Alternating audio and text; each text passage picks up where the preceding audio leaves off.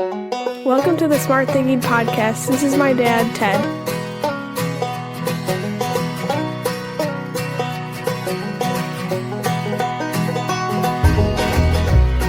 Welcome to the Smart Thinking Podcast. I'm your host, Ted Knightsky.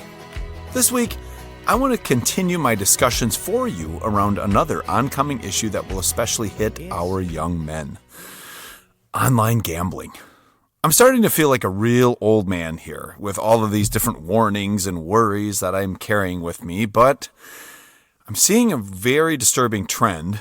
I'm seeing some strange technology that is created to really entice people, and I see the opportunity for young people to get addicted to another thing. And with all of these warnings for parents, I feel it's very necessary for me to share some things with you before we forget how we got here. So, the problem is that teens are getting involved in gambling at an unprecedented rate across the United States. Anything we invent for adults, kids get excited about. Anything we create, others want a part of. Then we see kids taking advantage of it or becoming victims of the ways in which companies lure them in. And then what happens is we get defensive. We start to blame other people. And I'm worried about that because I think it's early enough in this iteration and this online gambling time period that we can do something about it. And what can we do about it? Well, we need to educate and facilitate. But before I do that, just a couple of reminders about who we are, because we're leaders. Leaders are anyone with influence over another person. This little oncoming crisis is providing us the opportunity to provide leadership through our influence on others by making sure that other people know exactly what the risks are of those simple little online apps that lure you in with little stars and bonus points and addictive ways to get yourself sucked into them, except the problem is there's real money involved. So what is a leader? A leader is anyone with influence over another person. What is a follower? Well, a follower is someone who every single day figures out how to collaborate with others, own their mistakes, accept responsibility, be resilient, and own their own engagement. And that's what we all are every single day, leading and following simultaneously.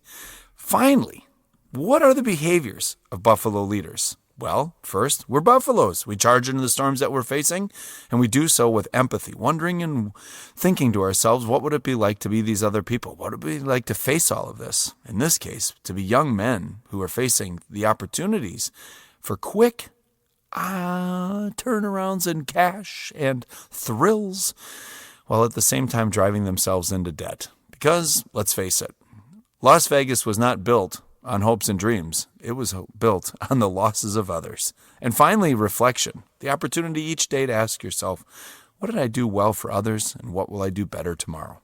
So, let's get into this. Wait, hold on. As always, a quick story about how this even got on my radar. See, young adults and kids are gambling. Well, that came to my attention when I was at a friend's house last year for a graduation party. We were doing the typical Wisconsin early summer graduation and sitting at tables in the garage, watching cars pull up and loads of kids get out as they dropped off gifts and reviewed the food selections to determine whether they were going to stay there for a long time or a short time.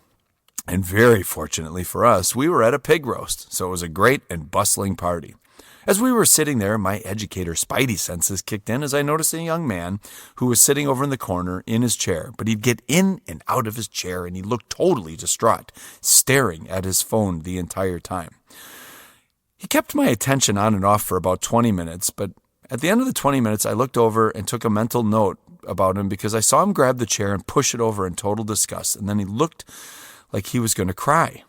He was 16, 17 years old. I knew he wasn't graduating from high school because of the fact that everybody was kind of picking at him, but he had been staring at his phone with great intent that entire time.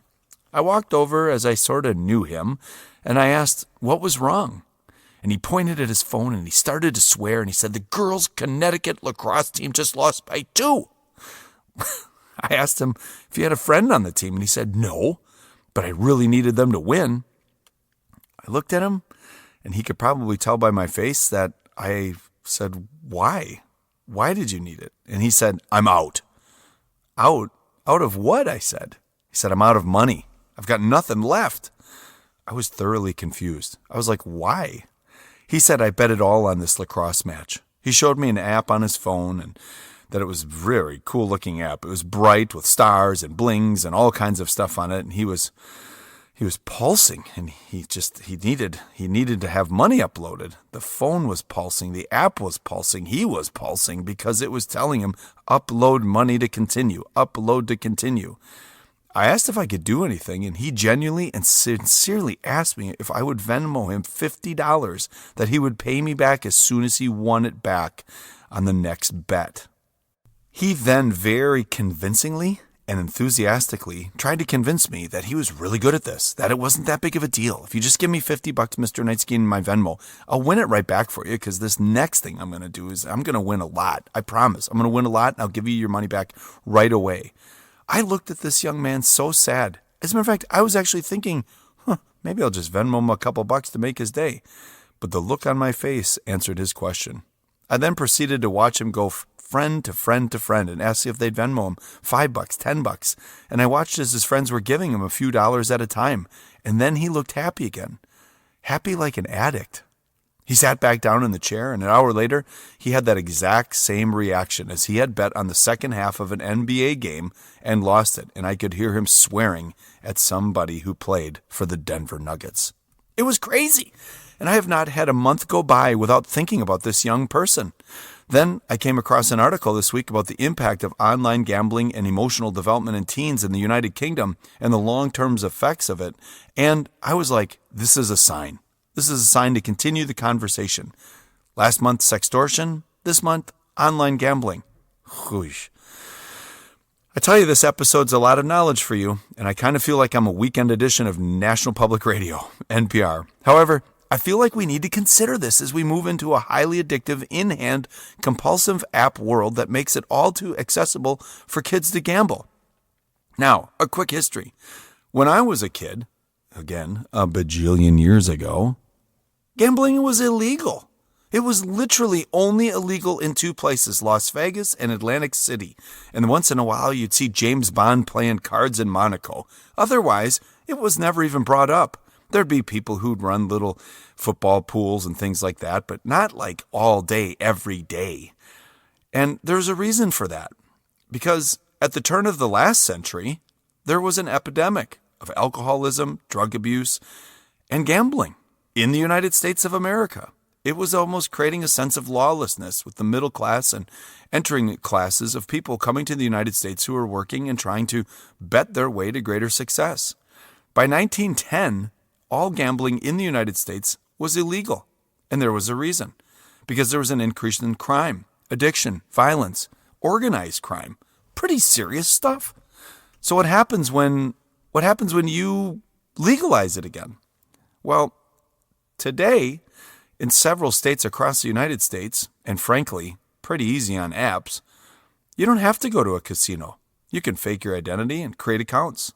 Hey, you can have push alerts on your phone with all types of attention-seeking blings and bloops and dings that continue to get your attention.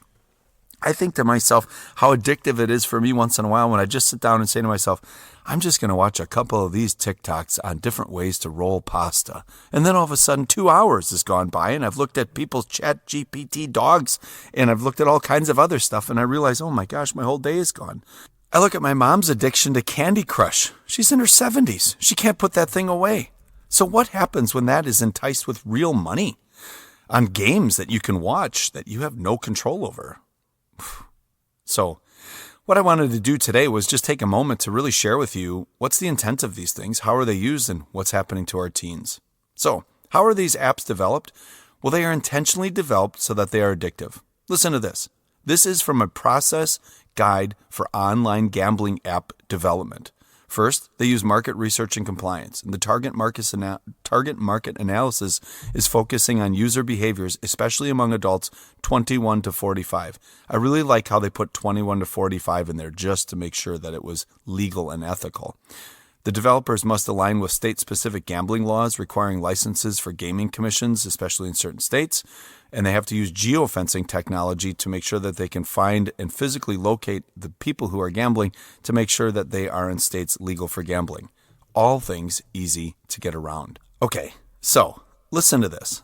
They are intentionally designed so that they can be streamed with an addictive interface with fast-loading gameplay. So as games are going by or you're losing, you're dropping, you can move your money, you can change things around, you can keep your money, you can bet on very specific things. I mean, anybody who's ever been to Vegas knows that you can bet pretty much on anything. You can lay a bet down right now on the Packers winning the Super Bowl 6 years from now for $1 at like a bajillion to 1 odds.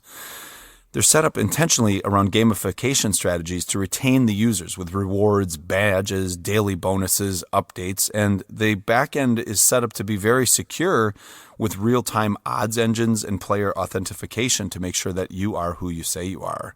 But they also integrate with payment providers, accepting credit cards, PayPal, and even cryptocurrencies.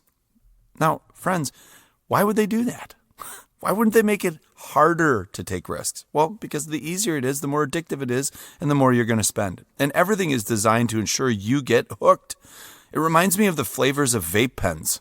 I mean, this was something that just started when I was a principal 20 years ago. But today, when I look at the most popular vape pen flavors, these are not designed for adults. I can't see people intentionally picking these in their 50s because they want a nicotine hit. No, listen to these flavors. Strawberry ice, blueberry sour raspberry, cola, watermelon ice, blue sour raspberry, banana ice. I mean, seriously, those are the flavors of like Fruit Chews and Skittles. How in the world are these things being developed? Well, they're being developed so that we get early addiction, whether you are vaping or whether you are gambling.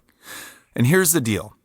Online gambling has seen a very sharp rise in popularity among adolescents, particularly teenage boys.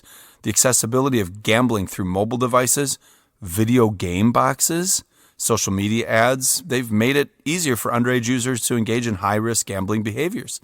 This brief exposure for them leads to psychological impacts, developmental impacts, financial consequences, and huge issues within their family, especially when teen boys have had exposure to online gambling. So what's the developmental impact? Well, there's a neurological development. See, teen brains are still developing, particularly the prefrontal cortex, which governs impulse control and decision-making. And gambling exploits this underdevelopment, leading to poor risk assessment and susceptibility to addictive behaviors. Yeah, did you hear that? It's intentional to get young people addicted. And mental health, whoa, studies show that adolescent males who gamble regularly report higher risks of anxiety, depression, and suicidal ideation. And gambling can create a dopamine feedback loop that mimics substance addiction. This is from Serious Places, the American Academy of Pediatrics, and the Journal of Adolescent Health. This also creates financial and debt-related impact. Early financial mismanagement for teen boys is a real problem. Teen boys who engage in online gambling often misuse funds intended for their education or their savings.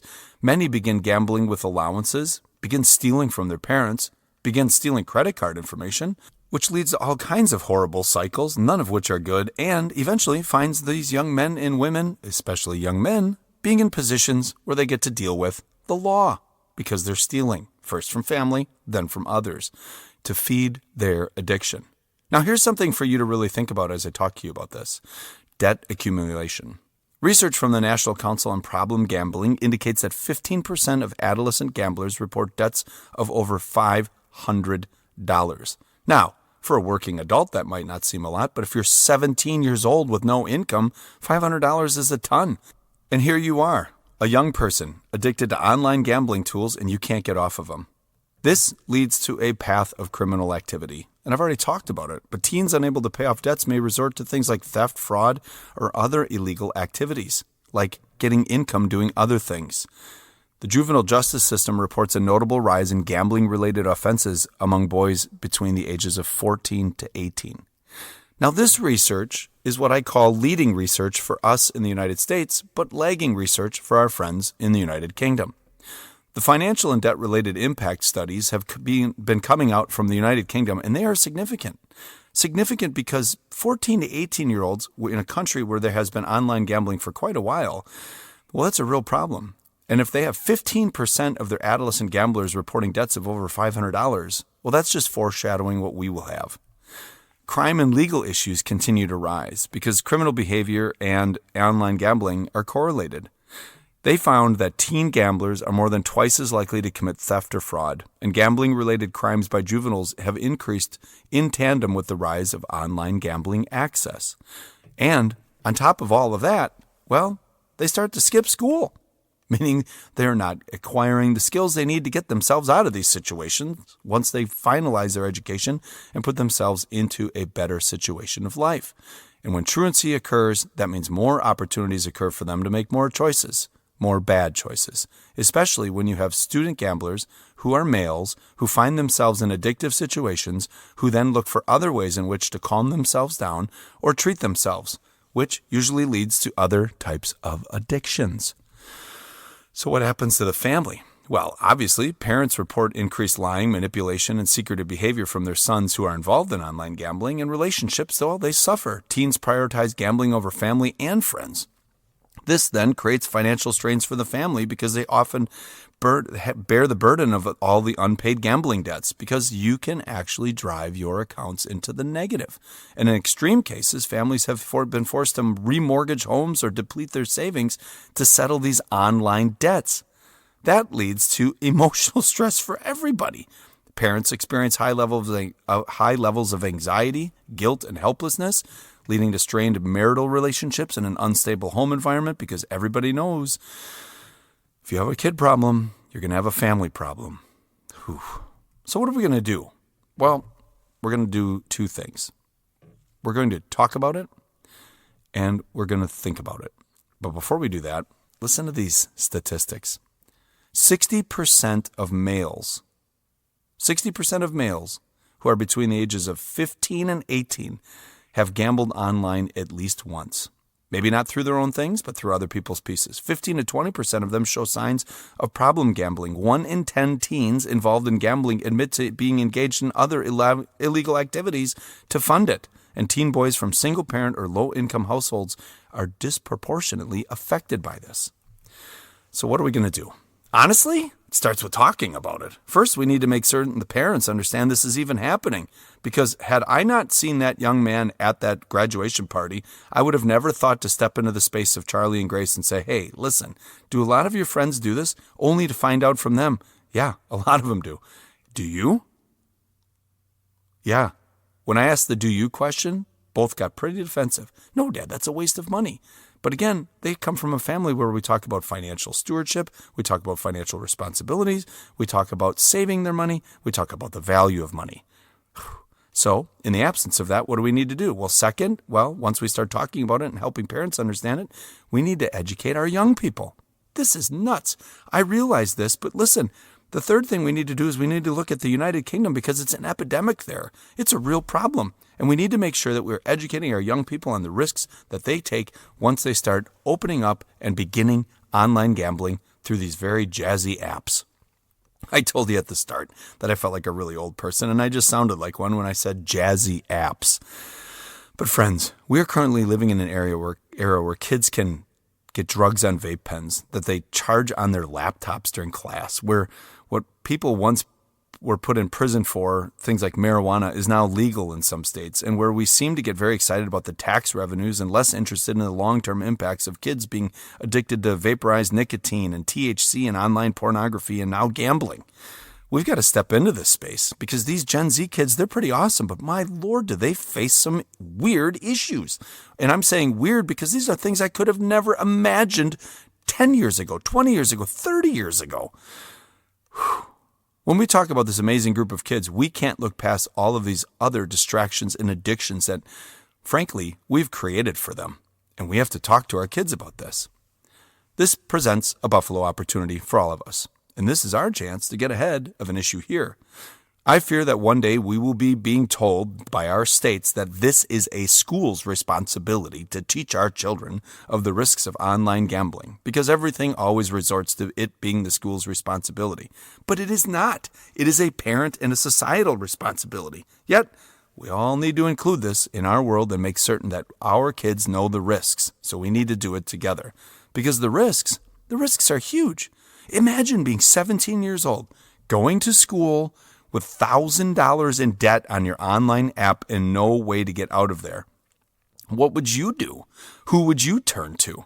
Well, I can't even imagine the anxiety. I can't even imagine what's going through their head, the worries and wonders. I mean, what job is that young man going to get where he can get $1,000 and get himself out of that debt in the 30 days that he has to get himself out of debt? No, he's going to continue to do two things. One, either make poor choices, or two, and most importantly, he's going to understand the consequences of being vulnerable and sharing with someone that he loves that he's in trouble. And we need the second thing to happen. However, it's going to be very difficult. Because if you've watched ESPN in the last 2 years, I feel like when I turn on ESPN to watch what I used to love, which was SportsCenter, I feel like all I'm watching is a show on gambling and odds and all the different ways these young men, women, and athletes are screwing things up by scoring in the last 10 minutes. Or can you believe he made that putt? My goodness, I can't believe they've drafted that person. There was 50-1 odds that he would go in the fourth round. There are betting websites everywhere. There are podcasts that are just filled with all the different ways to hack and win. YouTube instructional videos, they're all over the place. If you don't believe me, just go in and Google gambling apps and different ways to learn how to gamble. But an unspoken expectation, friends, can never be met, and this is our opportunity to speak some expectations. The expectation is Buffalo leadership. And what do we need to do? We need to educate those that we love. We need to start checking the phones of our teen boys with great frequency, looking for everything. They're not going to like it. But remember, it's not their phone. It's your phone.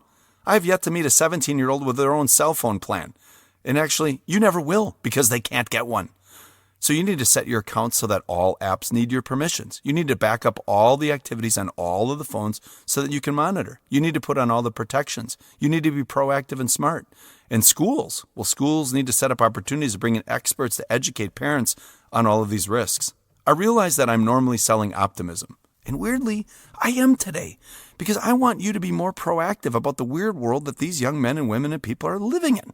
We are the more positive opportunity for them to be successful in the future. We are the positive opportunity if we educate them. Ignoring and hoping that this will go away, that's not a strategy. It's a cocktail for mutually assured destruction. Acting and engaging, well, that'll get you where you need to be for others. A behavior ignored is a behavior reinforced. So let's not ignore these issues. Let's get to it. Our job is to be Buffalo leaders, optimistically charging into the problems that we face. All of us, every single day. And sometimes it's not our problem. It's the problem of others. But what we can foresee is that these young men and women, they're going to face some really weird issues as they grow older. And their anxieties are fueled by so many different things. Why in the world would we not educate them on the risks, the emotional engagement that online gambling takes, and the debts they'll have to pay forever? Well, you know what you need to do. You need to learn, you need to grow, and you need to go into the storm that we are facing to help these young kids so that they are successful as they move forward in life. So let's do some smart thinking. Describe your learning from today. List who needs to hear this. And describe ways that you can proactively support young people. That's it. That's the Smart Thinking Podcast. Hey, as always, thank you for listening. And please make sure that you help me help as many people as possible, because I don't think that young man in that garage in Wisconsin last June is an outlier. As a matter of fact, I know he's not, especially if 60% of teen boys have at least one time online gambled. Please make sure to share this episode with those who have young kids, and make sure that we position ourselves to support others. Thank you for always supporting me and sending me the great notes and cards. And thank you again to almost the 1,000+ people who've purchased the book, Duke Storm. All right. Lastly, and as always, thank you to the Well Pennies and Golden Bear Studios for their amazing music that they allow me to use each week, so I can end these on an upbeat, optimistic, and whimsical way. Now I want to close out here. If you go to the Smart Thinking Facebook page, I had ChatGPT make me an infographic to help explain the impact of online gambling on teens and families. Steal it. Use it. I don't care. Get it out there. Also, remember that I'm available to come in and speak to parents as well as my great staff at CESA 6. We can talk to you about all of these issues, and frankly, we can talk to you about any issue that you're facing, whether that be your professional development needs personally, your professional development needs as a staff, or your needs to support parents so that they can help their kids. And lastly, this week, we are opening up registration for the Smart Thinking Retreat this summer here in Port Washington, Wisconsin. The focus this year is on well-being. I've created some great tools, I have a great speaker lineup, and we'll spend 2 days reflecting, learning, and planning for next year. Everyone is welcome, and I recommend that if you are coming for the first time, you bring a team or at least a partner to share the information and learnings. I'll drop the link for that into the podcast episode itself. So again, that's the Smart Thinking Retreat. It's fantastic. It's 2 straight days of upbeat, engaging, fun activities that will support the well-being of both you and your staff as we focus on how we can grow ourselves stronger, as well as make sure that we proactively position our organizations to focus on the well-being of the system and the culture. Okay, why should we care about all this stuff? Gambling, sextortion, vaping? Because we're forgetting our history, and leadership has to look backwards to understand what is going to happen moving forward. I worry in the best of ways about kids today. I worry for them because really smart adults are creating things with them in mind and not thinking about anything other than the money. Well, my job is to worry about kids, and I think that we need to pay attention. We as leaders need to put in place processes to ensure that our children at least understand what is the consequences of what could possibly happen, even if their brains aren't developed enough to allow them to see it. Kids are crazy smart. Technology moves fast. People get around the protections, and a determined teenager, well, that might be the most dangerous person on earth. So we need to do our diligence and move quickly into the issues that are facing our youth. Why? Well, buffalo herds just didn't let the young calves figure it out. They modeled the go-to-the-storm behavior. They protected them from wolves and coyotes. They cared for them until they were strong enough to fend for themselves. And they did that by educating them. Well, there are a lot of electronic wolves out there, and we need to do something about it, whether that be a plug-in vape pen or an online gambling platform or a predator out there taking advantage of young men and women who are using online pornography. We need to educate and facilitate. Educate ourselves as to what to do and what is out there, and facilitate the conversations by stepping into the uncomfortable storms to confront the issues that our children are facing. Remember, an unspoken expectation can never be met. Well, here's what is expected. I expect you to share this, discuss this, and learn forward. All the things going on every day, and there are these small threats that can come flying back to haunt those that we love. So, a storm is here. You have the choice. Decide. Begin to gallop and go to it, because that's what our kids need. They need to see us challenging the worlds that we are facing, so that they have role models to have the courage to step away, to figure it out, and charge.